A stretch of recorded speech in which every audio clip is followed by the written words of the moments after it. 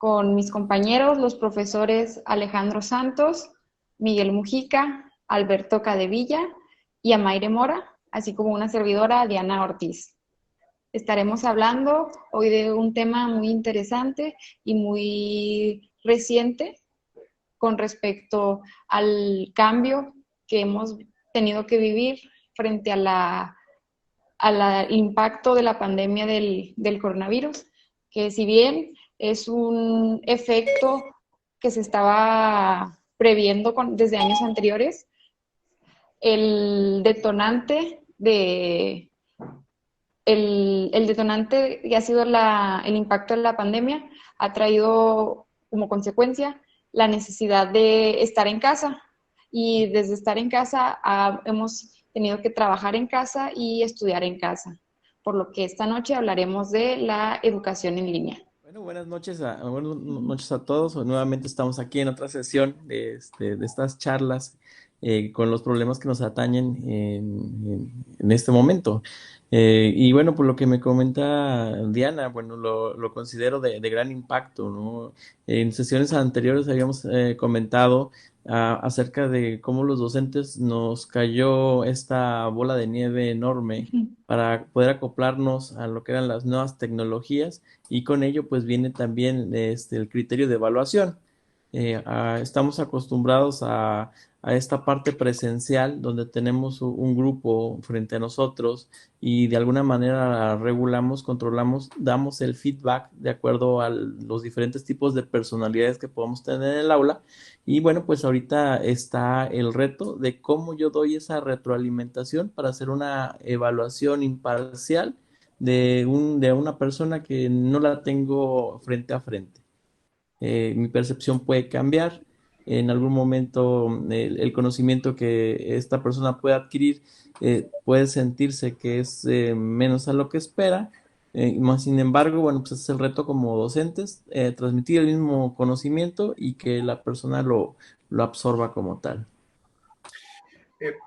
Vamos a ver que es interesante este tema, ¿no? Que estamos nosotros visualizando acá, porque no lo habíamos previsto la magnitud del impacto del mismo, ¿no? Y es lo que quisiéramos a lo mejor discutir nosotros acá. Hay una cantidad de aspectos que son una especie de brecha y realmente son más bien obstáculos para que se pueda lograr, vamos a decir, avanzar en la educación, sobre todo en circunstancias como esta. Creo que por ahí puede girar la discusión, me parece a mí, ¿no? Y nosotros decíamos, iniciando la pandemia, decía un artículo,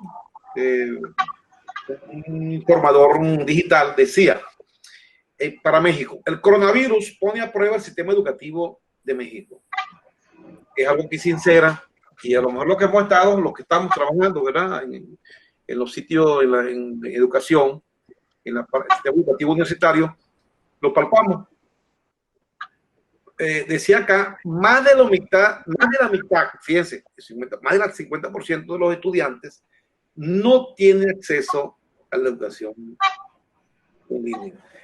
Aquí hay otra cosa importante, que es que dice la falta de conectividad o la dificultad de conectarse y de preparación digital docente se interpone a la estrategia de clases a distancia implementada por la Secretaría de Educación Pública. Aquí se llama lo equivalente allá en Venezuela, Ministerio de Educación, que se llama Secretaría de Educación Pública, para hacer frente a la contingencia. Porque cuando hablamos nosotros de preparación digital docente, no es decir, el manejo de algunos programas o paquetes no es lo que generalmente entendemos nosotros, lo que es educación virtual.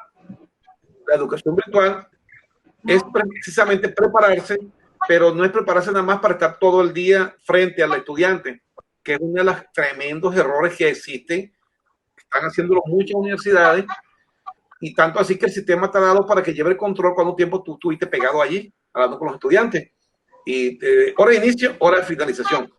Yo generalmente siempre salgo, la de doctorado son 3 horas y 30 minutos, 3 horas y media, por la UACJ. Y con los estudiantes de la licenciatura, generalmente 10 minutos más. Con cada sección, cada grupo son 2 horas. Son grupos de 4 horas semanales en 2 días cada grupo. Cada materia, pues, una materia tiene primero un día 2 horas, después otro día 2 horas, o sea, 4 horas. Entonces, ahí viene el problema también, que muchas veces las personas que tienen a cargo las responsabilidades no tienen ni la menor idea de eso. Y estamos haciéndolo. Nosotros, por lo menos, aquí en la UACJ, hay bastante planificación al respecto. Lo he notado, hay bastante planificación, hay bastante amplitud para ello, te dan todo lo que tú puedes usar para ello, y hay esa independencia supervisada, me refiero, no es que tú haces lo que quieras. Sin embargo, en muchas instituciones, en otras instituciones, yo veo que hay mucha confusión, porque no es tanto tener al profesor pegadito allí, sino todas las opciones que tú puedes hacer para... Y es donde viene el problema todo. Vamos a ver, me gustaría de repente oír cada uno el planteamiento, cómo lo van haciendo. Vamos a ver, ¿iba a decir algo, Diana?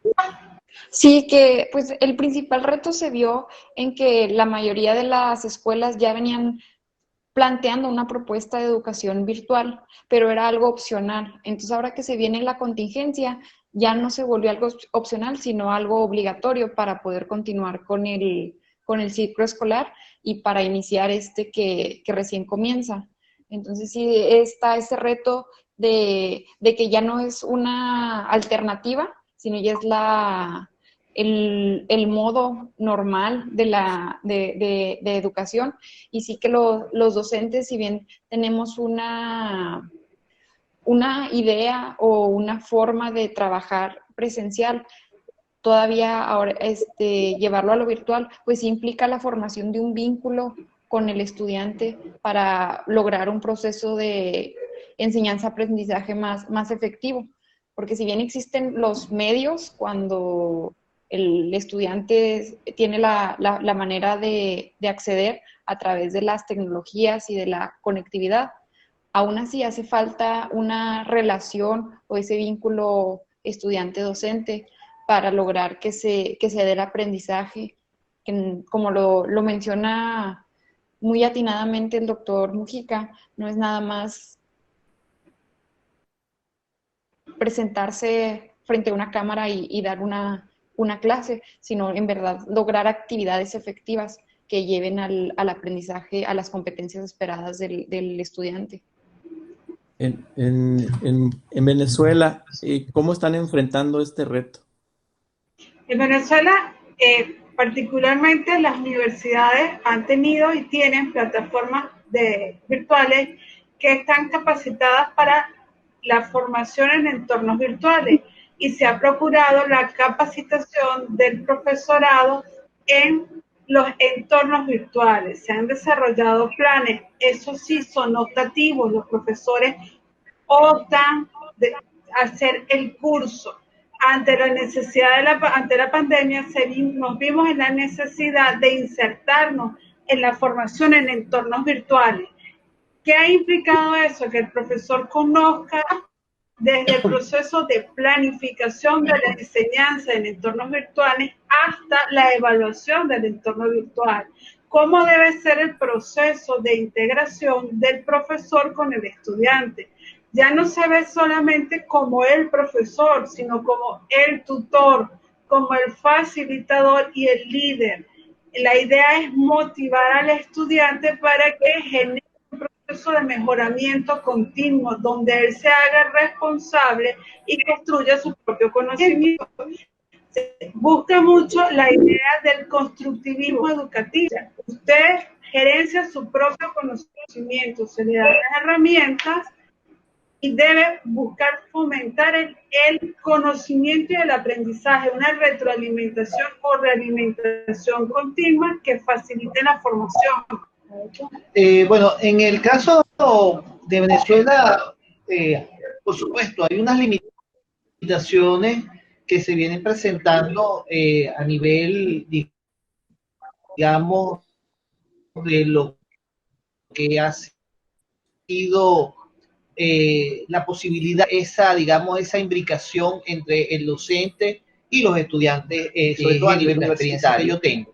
Y eso viene dado por las limitaciones que presenta la conectividad a Internet en Venezuela y el problema eléctrico. Venezuela está sufriendo actualmente una crisis eléctrica que de alguna manera limita las posibilidades del estudiante de acceder digamos, a este tipo de entornos.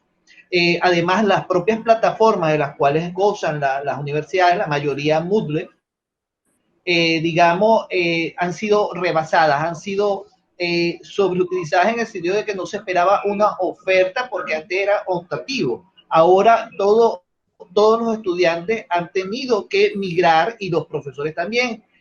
Nos hemos encontrado con profesores que no estaban capacitados o que no tenían las herramientas necesarias o no tenían internet y por lo tanto esos profesores quedaron al margen y lo mismo ocurrió con estudiantes, lamentablemente. Sin embargo, se ha hecho un esfuerzo y poco a poco se han ido incorporando esta masa de estudiantes digamos, a estos nuevos entornos virtuales y a estas nuevas herramientas virtuales. Sí, totalmente de acuerdo con todos los puntos expuestos. Creo que dando un paso más allá de lo que fue el conflicto entre las plataformas y la parte tecnológica, en sesiones anteriores hablamos de las tecnologías invasivas que al final de cuentas terminaron atrayéndonos hacia ese círculo donde anteriormente trabajábamos de 8 de la mañana a 3 de la tarde y ahí se terminaba la jornada laboral y en la actualidad pues, estamos trabajando hasta las 6 de la tarde, ¿no? Porque el alumno pide el soporte, tenemos que subir tareas, se extendió nuestro horario de trabajo, ¿no? Y eso aunado a los problemas de conectividad, a los problemas de falta de tecnología o un espacio adecuado para hacer este tipo de transmisiones, ¿no?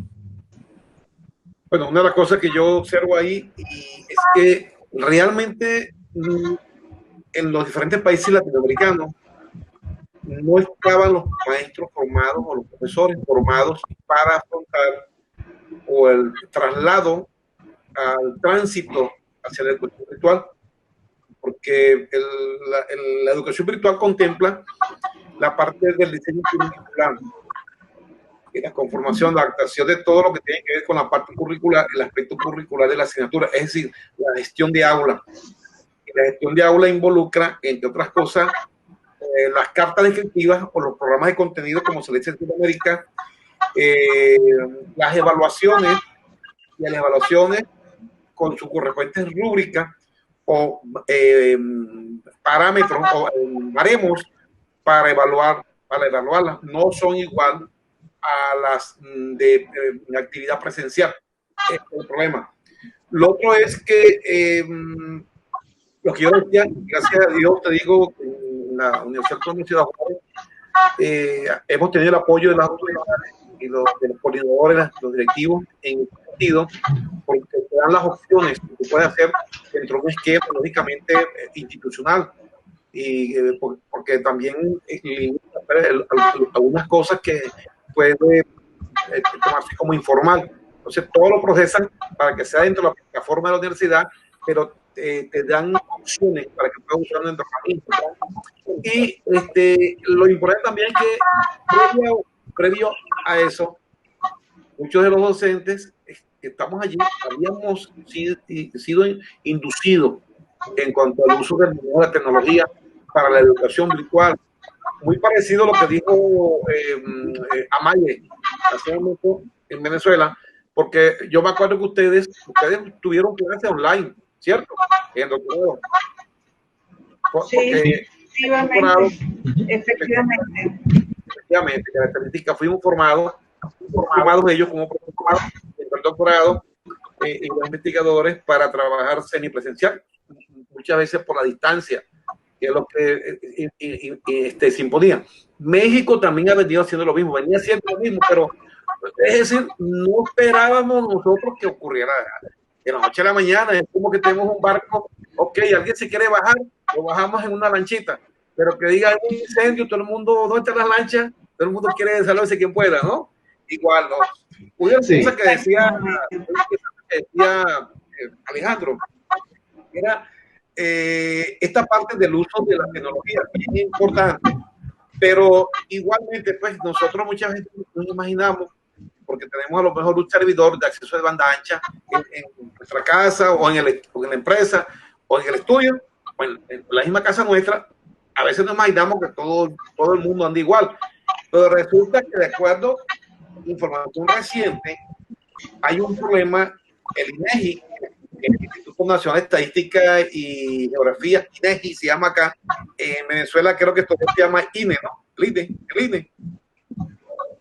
INE, sí. INE, Los profesionalismos internacionales, más o menos, aquí es INS, allá en Venezuela es IFSS.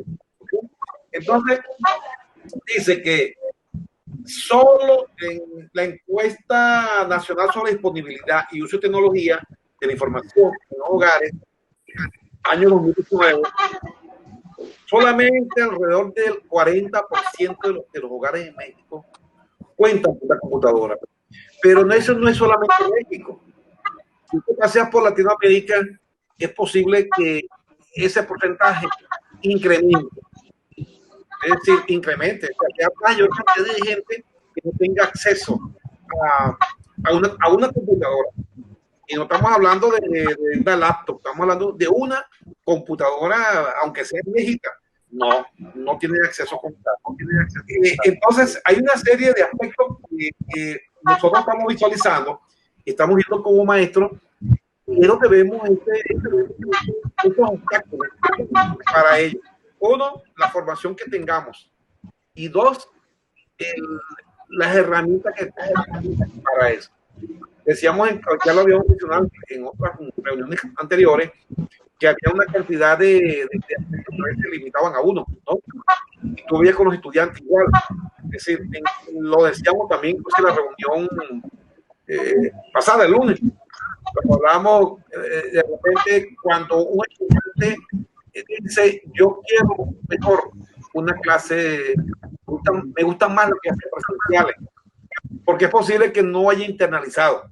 Y eso le pasa también a docentes, no han internalizado que este es otro modo de hacer las cosas, que hay que aprender entonces a hacer este tipo de actividad tal como se exige para hacerla. Y no es equivalente exactamente a lo que es la actividad presencial. Yo creo que es uno de los principales problemas que están ahí al trasfondo, esta parte que nos comenta, porque este estudio nos habla del acceso que tenemos al equipo para poder acceder a la educación. Ahora, el país está tomando esta estrategia de hacer por los canales abiertos, la parte de seguir con la educación en los diferentes niveles.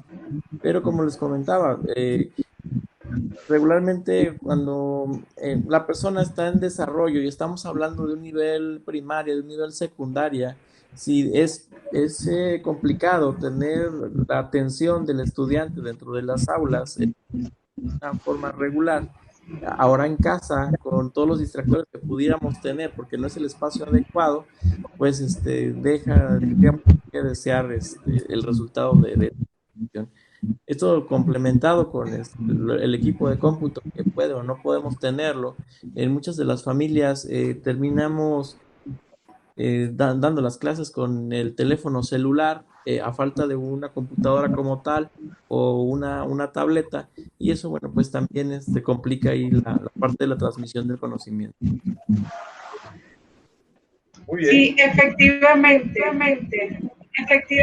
eso. A medida que el nivel del estudiante desde la infancia que hemos visto la necesidad de entrar en los entornos virtuales hasta el estudiante de pregrado y posgrado o de licenciatura o de titularidad, y después cuando va a su estudio de posgrado, el nivel de atención que se requiere es diferente y el nivel de formación del profesor también es diferente. ¿Cuáles son las herramientas con las que debe contar el profesor y los estudiantes para insertarse en ese proceso.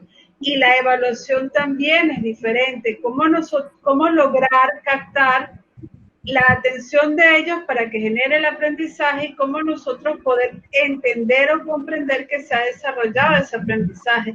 Por eso la importancia, claro, en el momento de la pandemia nos agarró a todos sin las herramientas precisas, sobre todo en América Latina, pero para generar y superar la traba de el aprendizaje y cómo al mismo tiempo generar la construcción de conocimiento con evaluaciones válidas y a su vez cómo salvar la traba de la conectividad. Eso es lo que implica la implicación, empresa, Estado y con la sociedad misma, cómo lograr insertarse todos en la formación que se requiere, que genere beneficios para todas las partes. Te iba a comentar que yo creo que ahí es donde interviene esa parte de que el docente, el profesor, internalice su rol dentro de los nuevos ambientes de aprendizaje. Por ejemplo, pues yo tengo la experiencia de que anteriormente, cuando las clases en línea eran opcionales, había una modalidad en que nada más no había interacción entre docente y alumno, todo era por medio de los trabajos que se subían a través de la plataforma en línea. Se ponían la serie de actividades que se tenían que cumplir y las fechas en que se tenían que ir subiendo, y al docente su rol era nada más dar la retroalimentación de cada trabajo, pero no había una interacción o una ponencia por parte del docente. Entonces, ahora que se viene esto de la pandemia, se tuvo que evolucionar a que este sistema virtual muchos estudiantes no lo preferían, porque a pesar de que se recibía una retroalimentación, necesitaban esa conexión, de estar frente a frente con el docente y poder hacer preguntas, poder manifestar sus dudas, incluso hasta pienso que hace falta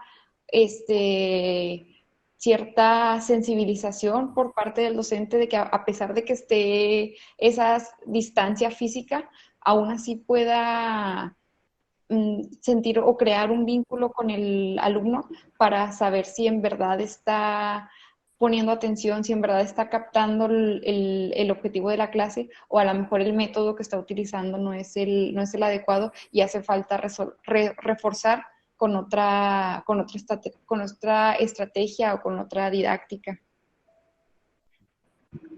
Excelente, de verdad que es muy importante esa postura. Tiene que ver con esa interacción que debe existir en las materias teóricas y prácticas, y yo conozco esas situaciones, ¿no?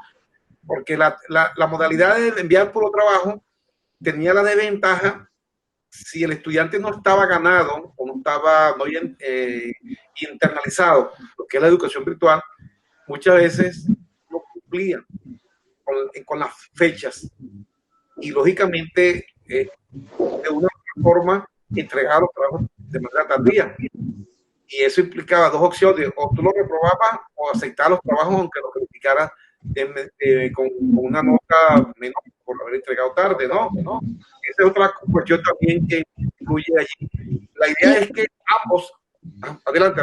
Se da el problema de que uno no tiene la oportunidad de conocer al estudiante, de escuchar sus ideas, su expresión verbal. Entonces, pues los trabajos también es más difícil saber si en verdad son sus ideas, es su análisis, o recibe el apoyo de alguien más. Ya cuando existen otras formas de interacción, más conocimiento, un vínculo más fuerte con el estudiante, pues uno sabe su personalidad, tiene más conocimiento sobre sus habilidades o a lo mejor sus puntos donde necesita mejorar. Sí, ahí están los aspectos que se presentan allí. Esas son las debilidades. Falta la interacción. Son dos extremos: o que no hay interacción, o sencillamente la interacción principal, únicamente exclusiva, es del profesor. Ahí son dos cuestiones que hay que buscar el intermedio. Decía, cuando la educación virtual se muestra como opción, y es posible que el estudiante lo perciba como más fácil. Y tú envías los trabajos y con eso te lo revisan y te lo aprueban. Pero el problema es cuando las personas se ven todos obligados, ya no es opcional, sino todo mundo virtual porque hubo una pandemia, y entonces tú tienes que trabajar incluso que se trasladó el modo de evaluar como se hace con la educación presencial a la educación virtual, que tampoco debe ser, son dos métodos diferentes. Entonces vienen los problemas.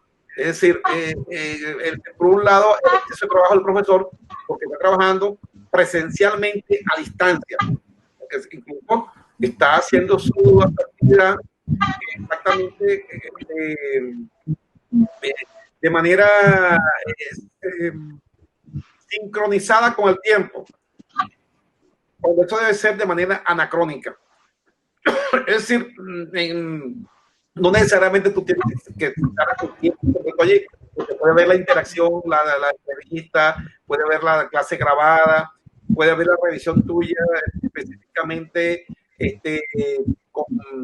trabajo con entrevista con estudiantes perfectamente. Eso se puede hacer perfectamente así. Hay una cuestión que me llamaba la atención, por ejemplo, en el caso de las materias prácticas, tiene que ver con proyectos, o las asignaturas que tienen que ver con por ejemplo, física o matemática, en el caso de Alejandro. Ahí hay algunas dificultades, porque si hay dificultad para conformar el discurso, vamos a decir, las materias que uno las denomina las teóricas, cómo hace para construir el discurso que tiene que ver con el discurso numérico, el lenguaje de las matemáticas, el lenguaje de la física, o de cualquier otro tipo de asignatura que tenga que ver con un cálculo determinado.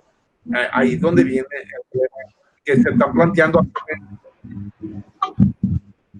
Creo que muchas instituciones universitarias a nivel latinoamericano. No sé si nos quiera decir algo allí para complementar lo que mencionó Diana. Bueno, estoy viendo que el grupo del Banco Mundial de la Educación contempla esta desaceleración con los impactos que va a ocasionar en la sociedad, ¿no? Esto estamos hablando de que no se va a recuperar. Estamos hablando de que en este momento el impacto fue en el cierre de las escuelas, que incrementó los costos educativos directos e impactos en la salud y en la seguridad, ¿no? Al momento de cerrar las escuelas, tratando de prever todos esos impactos, bueno, fue lo que nos ocasionó una crisis económica, el lado de la demanda educativa y el lado de la oferta educativa. Y por último, los costos a largo plazo que nos van a impactar en un aumento de la pobreza de aprendizaje, en la reducción del capital humano, aumento de la pobreza en general debido a la deserción escolar y el reforzamiento del ciclo intergeneracional de pobreza y bajo capital humano. Esto se refiere básicamente a que el sector empresarial va a estar ávido de esta demanda de profesionistas, que el sector educativo en cierto momento no va a tener la capacidad de cubrir. Conectan, hay algo importante que se van, vamos a decir, que aceleró ese proceso de virtualización. Son algunas recomendaciones que han elaborado algunas instituciones públicas, organismos internacionales, instituciones públicas. Es conveniente, entre otras cosas es conveniente diseñar la actividad de manera asincrónica, que no requiera tener a los estudiantes sentados en horario concreto, ya que no todos los estudiantes tienen acceso directo a un equipo o conexión de banda ancha, pero también para no saturar lo que hemos hablado, las redes y los servicios de comunicación, uno, y lo otro, virtual. Después, optar por un aprendizaje basado en problemas, y esa basado en problemas quiere decir ponerlos a trabajar, que es la contradicción de que usted las 3 horas y lo otro es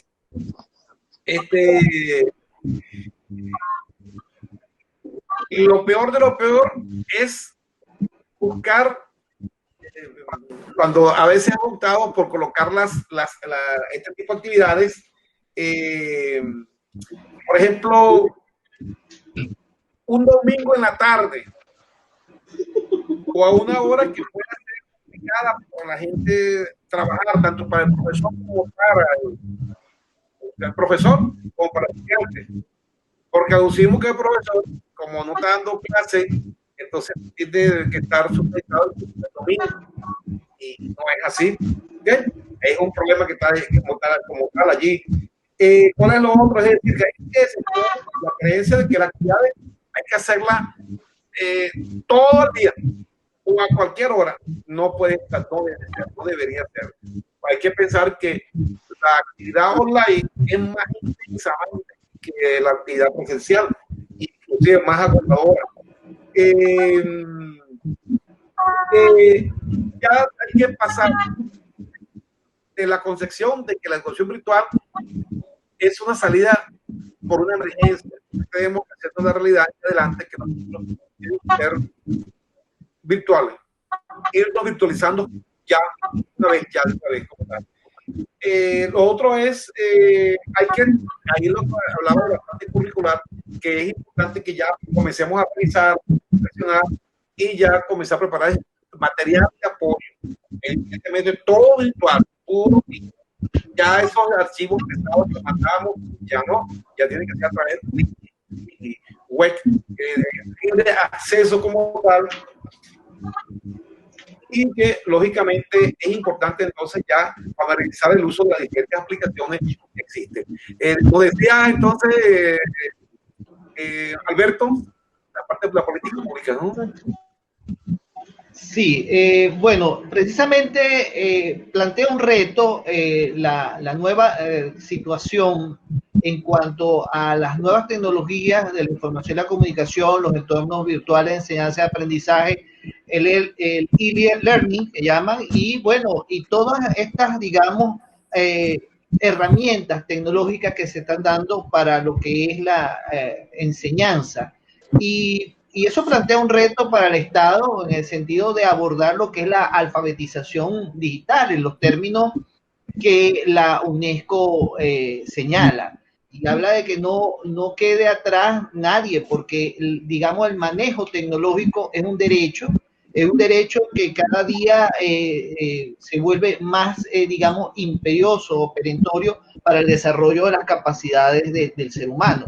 En ese sentido, bueno, nos encontramos que hay también profesores que tienen algún grado de analfabetismo digital, fíjense. Entonces, eso hace un esfuerzo no solamente en cuanto a dotar de infraestructura, de recursos, de tecnología a las universidades, sino también de competencias a los profesores en cuanto a lo que tiene que ver con las teorías del aprendizaje, lo que es la teoría del conectivista, por ejemplo, y lo que, digamos, se conoce como la parte de la planificación de los aprendizajes, que está muy vinculado a lo que se conoce como ARI, que tiene que ver con precisamente lo que es el diseño, desarrollo, implementación y evaluación de todo lo que es el proceso virtual de enseñanza y aprendizaje. Esto es un reto de gran magnitud del Estado porque aunque haya una coyuntura, es una realidad que está presente y que en la sociedad del conocimiento obliga a dar respuesta al respecto.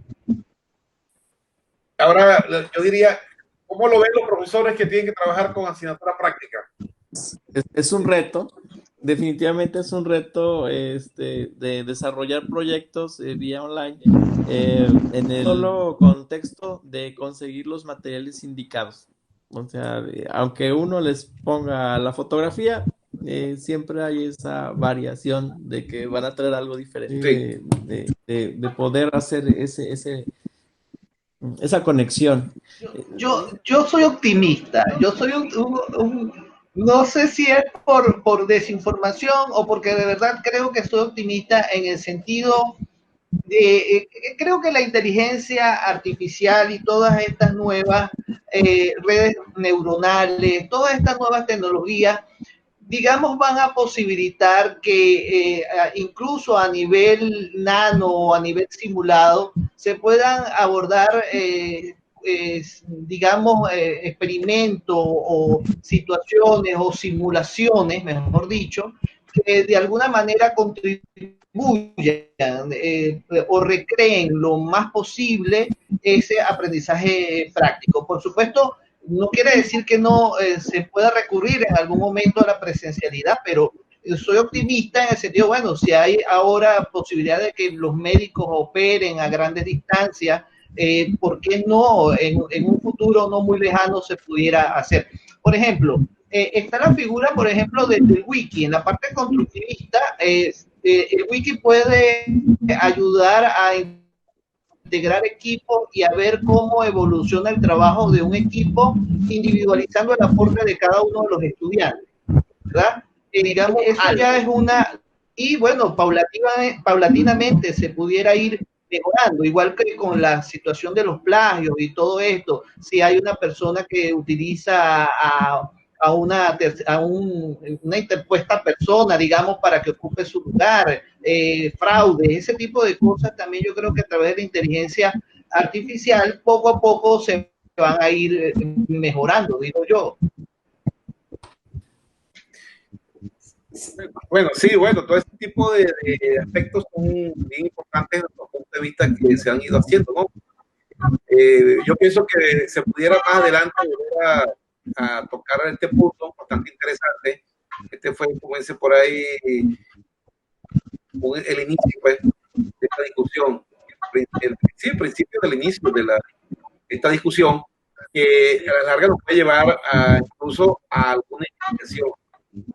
Creo que sería bien interesante, sobre todo que estamos, fíjate, que hay cosas que a veces pensamos que no había comenzado a hacer, se ha venido haciendo aquí en México, nuestras universidades, como dice Diana, era opcional. Teníamos como hasta los 30 para incorporarnos al menos un porcentaje elevado de la institución educativa para virtualizar todos nuestros cursos, pero no fue así, nos adelantamos con emergencia. Adelante, eso va a seguir así. Entonces, fíjate, Venezuela lo que ha pasado, igual, se comenzó un momento, pero también era opcional. Es decir, son cursos semipresenciales y bueno, yo lo prefiero presencial, como le decían a los estudiantes a Diana o los estudiantes de Alejandro. Es posible, yo prefiero que usted me explique esto mejor de manera presencial, o a lo mejor el profesor de asignaturas de prácticas como que prefiere que sean presenciales, sobre todo con las evaluaciones y así sucesivamente, pero estamos en ese momento, es decir, se virtualizó la realidad. Nuestras construcciones sociales en adelante van a ser, serán virtualizadas. Bueno, esperemos que sigamos conversando esto. Sí, totalmente de acuerdo, doctor. Y una prueba más de que la realidad se virtualizó es que nosotros estamos utilizando este medio para llevar hacia nuestra teleaudiencia un tema más sobre la educación virtual, que pues ahora está vigente y es preocupante no nada más para maestros y para alumnos, sino para la sociedad en general. Quiero darle las gracias a las personas que nos visitan y que recuerden dejarnos sus comentarios y se suscriban a nuestro canal. Muchas gracias a todos por participar. Gracias. Bueno, pues un verdadero honor. Gracias por acompañarnos, a Mayre, Alberto. Es un gran honor estar conversando con ustedes y bueno, pues pasando fronteras, ¿no? Ahora sí, bueno, las pasando fronteras y pues esta parte de la estandarización del manejo de las nuevas tecnologías virtuales, ¿no? sí. Vamos ahora bueno, vamos a ya cerrando, ¿verdad? La semana que viene vamos a tener de invitado al profesor Andrés. Él es un psiquiatra, también venezolano, y que también es profesor de la ha sido o fue profesor de la Facultad de la Salud de la Universidad de Carabobo, y que vamos a tener una conversación con él acerca de la salud mental en época de pandemia. Nos vamos a tener en la próxima semana. Y yo le decía que los esperamos el próximo lunes, Alberto y a Mayre. También ahora la parte social, es decir, en qué medida la gente ha quedado como traumatizada y en qué medida el grupo como tal, ese calor humano se ha visto afectado. Yo creo que eso también es importante hablarlo, porque hay cosas que están quedando y esta dificultad de volver a interactuar con las personas como tales. Es verdad que vamos a utilizarlo, pero también hay que, con la seguridad del caso, también ver cómo se supera esa parte del distanciamiento social. Okay. Otra cosa, doctor, que me parece interesante en alusión a lo que dijo Diana, es que precisamente la virtualidad y la presencia de todos nosotros reunidos en diferentes zonas puede dar lugar a las redes del conocimiento y las afianza. Ya la necesidad de las redes de conocimiento que ha venido planteando la gerencia, la administración como forma de indicar las escuelas de administración de toda América y del mundo, el proceso de pandemia y una muestra de eso es nosotros mismos, creando una red de conocimiento, además la participación de la empresa privada a través del centro de investigación. Es una forma fundamental de afianzar esas redes de conocimiento que van a generar y pueden generar nuevas formas de aprendizaje, nuevas formas de conocimientos al ser transmitidos, que son muy necesarios hoy. Es importante, ¿no? Lo que pasa es que lo que, vamos a decir, agrava o de cierta manera complica un poco la cosa, es la situación de pandemia. Sí. Y eso es lo que posiblemente retarde. Fíjense que ahora todos los eventos son virtuales. Y excelente. Por un lado, psicológicamente, mentalmente, nos une. Pero ya la parte humana, como tal, el calor humano, eso se va diluyendo. Entonces ese sería el tema importante de la próxima sesión para grabar para el lunes el trabajo que vamos a hacer. Pero es importante eso, son unos tópicos que hay que trabajar, porque también hay en este momento mucha gente que le preguntan ¿cómo te sientes? Y hay gente que está como preocupada por la cuarentena. Y entonces ese es uno de los efectos. ¿De qué manera eso lo puede estresar y lo puede hacer sentir mal y hasta lo puede enfermar? Entonces ese sería un tópico interesante porque todo esto va aunado a esto. Es decir, ya no hacemos la actividad física, el contacto, el reunirse para tomarse un café con los amigos o irse a comer una tarde, tomarse una copa de vino o algo, sino que sencillamente un café, bueno, un refresco, lo que quieran. No que ahora nos conformamos con, que a veces el intercambio con los compañeros que hay en trabajo es importante. Sí, sí. Ese es otro aspecto también que implica el tipo de virtualización de la actividad. No solamente en los casos, sino las actividades que generalmente hacemos en nuestros medios académicos, laborales y sociales. De gran impacto. Ahí a lo mejor lo que va a ser un tema interesante va a ser el uso del cubrebocas, cómo ha influido eso también en la interacción de, pues ahora a la persona que vemos sin cubrebocas, qué reacción tiene nosotros el verlo como un irresponsable, o también ya está el otro lado de que pues también no queremos hacer sentir mal a alguna persona que estimamos y pues ya a lo mejor dejamos pasar ciertas medidas de seguridad por no ofender. Entonces es un conflicto también esto de la protección, hasta qué punto vamos a mantener la distancia sin ofender a las personas que consideramos cercanas. Bueno, sí, es así. Bueno, entonces yo creo que ya estamos llegando al final, ¿no? Sí, ya estamos terminando, entonces, adelante, doctor. Bueno, no, bueno, Diana, vamos a cerrar ya porque ya vamos a comenzar el tema de la semana siguiente, ¿no? Muchas gracias a todos por sus aportaciones. Ha sido un placer estar compartiendo esta charla con todos ustedes y esperamos nos visiten nuevamente en nuestro próximo video. Gracias. Gracias. Gracias a todos por su participación y sus aportaciones. Buenas noches. Gracias. Hasta luego. Buenas noches.